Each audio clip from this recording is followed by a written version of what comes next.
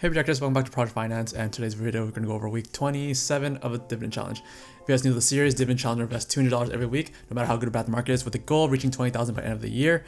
And if you guys new to the channel, hi, my name is Dennis, and my main focus of this channel is to help people save money and help them with personal finances, specifically targeting millennials and people younger than that. So if you guys fit in that category, be sure to subscribe to the channel for more content. And with that being said, we'll just jump right into the video. And the first segment is always the news, and I always drag on with this segment, so I'm just gonna be quick with this so I can upload the video tomorrow, which is Tuesday. Today's November 2nd, tomorrow's November 3rd, election day, last day to vote in majority of states. So just make sure you guys go vote. If you guys haven't done so already, I mailed in a ballot. Orange County had track ballots, so it's super convenient that make sure that the ballot arrived. If you guys do drop off, make sure you guys drop off at an official box and not some fake box. I've been seeing a lot of pictures and posts on Facebook about fake ballot boxes where you submit it there and they kind of just throw away your ballots.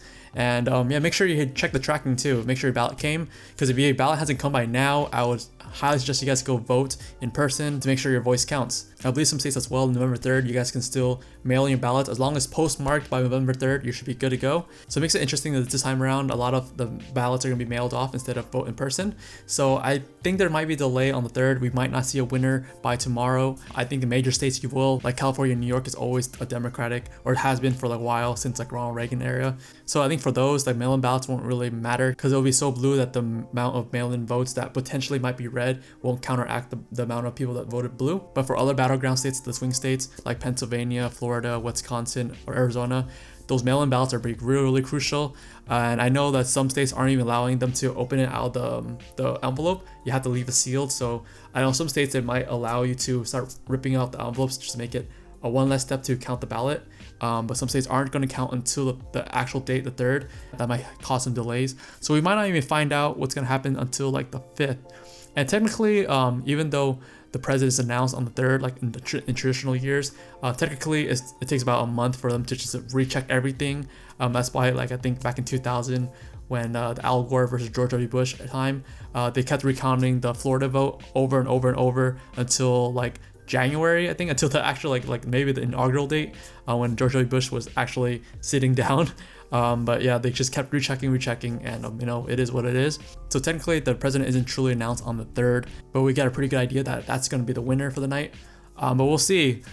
Texas might turn blue. We don't know. It's actually a toss-up state now. It's kind of crazy. Like Texas, I read, was like a red +8. Usually it's like around the +15, +20. Super red. And if Texas swings to blue, like, it's pretty much GG, bro. Like no amount of other states you can get is gonna help you win.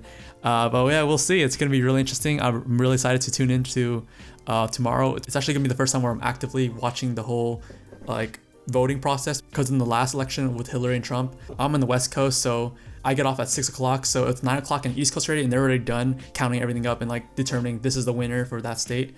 So me being kind of working from home, I can actually watch the numbers come in. So it's gonna be really exciting, and I'm really excited to see what happens. So we'll just jump right into the M1 Finance, and hopefully it's a quick video and I can edit out, upload by tomorrow. So we're here on the website, and there's actually something new right here. M1 Finance has their own debit card now. I know a lot of high yield interest saving accounts, they started having their own debit cards, and it's been trending lately that a lot of apps have their own debit cards. Like Robinhood and SoFi has their own debit cards, but SoFi is kind of a more checking account. But I know other high yield saving accounts also have debit cards, like Wealthfront, Betterment, even Venmo has their own debit card, which is crazy. I think the debit card thing is like the new trend now, to be able to take your money out in and out whenever you want. But for M1 Finance, you have to be with M1 Plus, which is not free. You have to pay for it. It's like their premium, they invest your money for you kind of program, but it's actually pretty good with 5% cash back. I actually didn't really look into the details for this, but it seems pretty good. But you have to pay for M1 Finance, which is I don't really need it.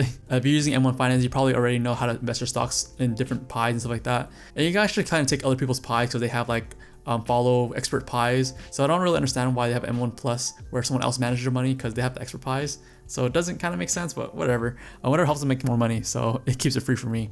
We'll log in here though. So last week we're at $17,631. We actually fell from the week before, 17,646. Hopefully the 17.8. I've been looking in stock markets and it hasn't been looking good. I wouldn't be surprised if 17.6 again. I lost $200 more. So it hasn't been looking good, just because the election's tomorrow and no one knows what's gonna happen. Fear makes people pull their money out, but just in my opinion, just keep investing every week, and eventually you buy down your cost, and it's gonna come back to normal. Unless something crazy happens, civil war happens, and you know your money's gone anyways. Put your money in crypto if that's the case. But let's see here.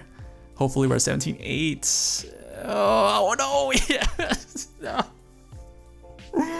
Oh no! We fell a lot. Oh man. We lost 600. Yeah, we lost $700 over last week. That's actually probably my biggest loss. $700. Let's just check real quick. A week here. Yeah, $634. I think that might be a little off. Let me just do the math real quick. So last week we're at 17,631 minus 17,192. 439 plus 200 for the week. Oh, it's actually pretty accurate. 634. I'm guessing the $5 difference is because dividends, but $634 is probably my biggest loss, I think. Oh man, but let's go over the portfolio and then we'll get to what biggest losses. I'm gonna guess it's the aggressive ETF buy because of the market not being too good. But let's go over the portfolio first. So my current value from my portfolio is $17,192.54. Total gain of $1,773.52, up 14.41%. Let's go down to the first pie, the aggressive ETF pie. We're at a total value of $8,627.89, up $778.85, up 12.72%. I think it's the majority of this one, if not work from home pie. It looks like that fell as well too. Let's go inside. Let's go down here. VWO still being the highest at 24.29%. VB at 19.26%. This was at 20% last week, so I'm pretty sure that fell. VOO at 13.79%. I believe that was at 18% before, and that fell as well. So let's go to the last week. And yeah, there you go. So red week for almost everything except for SHY, which doesn't really matter. Irrelevant stock. VOO fell the most at 2.72%, which I expected the S&P to fall just because, you know, it's based off the general economy of the nation, and the nation might go to hell tomorrow. But I think it's going to come back. Hopefully it does. If it doesn't, I'm not going to reach 20,000, man. VB also falling 2.07% and VEA down 2.51%.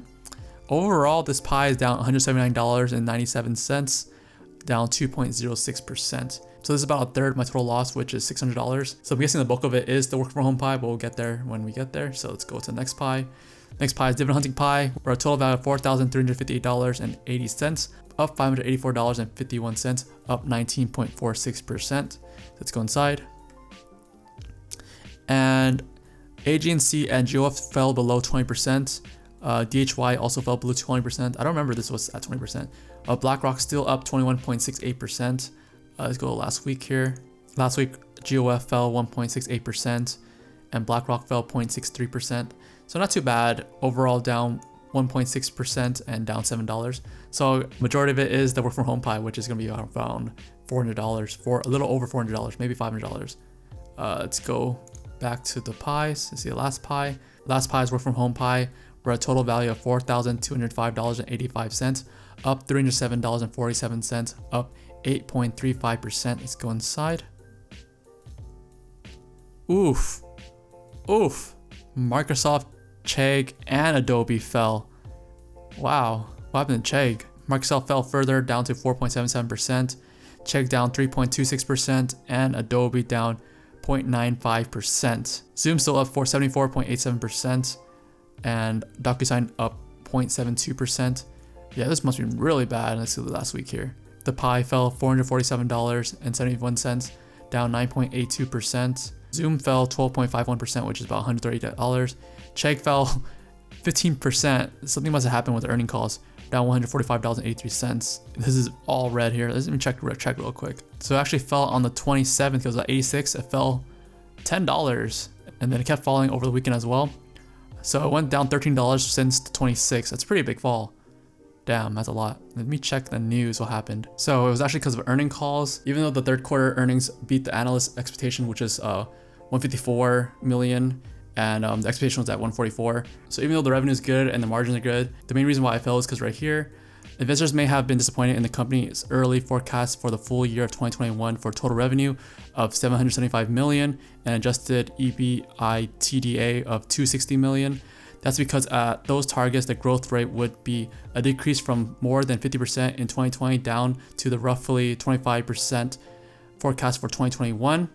So pretty much, since the growth isn't as big, some people sold off their stock because they can probably invest something that's gonna give them better returns. I still think 25% growth rate is still pretty good. I would probably buy more Chegg right now and go for 2021, man. It's gonna do really well, I think. So it's good to news that the stock didn't go down because the earnings were bad. Investors would rather put their money somewhere that has a better growth rate, which I guess is fair. So we'll just go back here. I'm gonna say the same thing about DocuSign as well. Probably the same thing happened where it fell because after earning calls, people kind of want to take their gains and kind of go away. I still think DocuSign and Chegg are two really good stocks to invest in for the long run, since the pandemic isn't going anywhere, man. Even post-pandemic, these kind of things are already set in stone, so it can only go up from here, in my opinion. So let's go back to the overview real quick and just get a quick glance at the week. And those are the numbers right there. That's total $634, a 9.82% work from home pie. Not a good week, man, not a good week. Let's go activity here. So last week was the 26th. On the 30th, I got a BlackRock dividend of $4.95, a GUF dividend of $10.83, my morning deposit, and the trade. Let's go holdings. So top three is still the same top three, even though they fell. Zoom at 73.6%, VWO at 17.56%, and VB at 12.76%. Let's go to the bottom three. I think this is where it changed. Microsoft down 4.05%, Chegg down 2.87%, and Adobe down 0.9%, and SHY down 0.18%. This is actually one of the first times that we have 4 in the negative. This is the thing about stocks, you know, it goes up and down, especially during election week where we don't know what's gonna happen.